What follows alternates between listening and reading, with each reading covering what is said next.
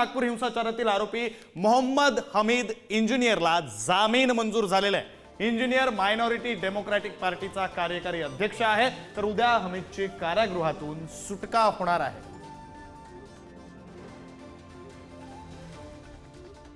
आपले प्रतिनिधी जितेंद्र शिंगाडे आपल्यासोबत जोडले गेलेले आहेत। अधिकचा तपशील त्यांच्याकडून घेऊया। जितेंद्र, इंजिनियरचा जामीन जो आहे तो आता मंजूर झालेला आहे। मोठे आरोप त्याच्यावर लावण्यात आलेले होते, बऱ्यापैकी चर्चा सुद्धा त्यानंतर झालेली होती।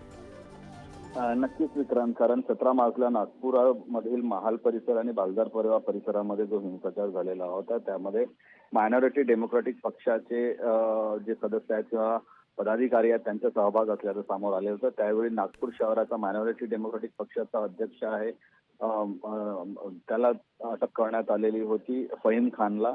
त्यानंतर काही दिवसातच मायनॉरिटी डेमोक्रॅटिक पक्षाचा जो राष्ट्रीय कार्यकारी अध्यक्ष हमीद अन्सारी यालाही अटक करण्यात आलेली होती।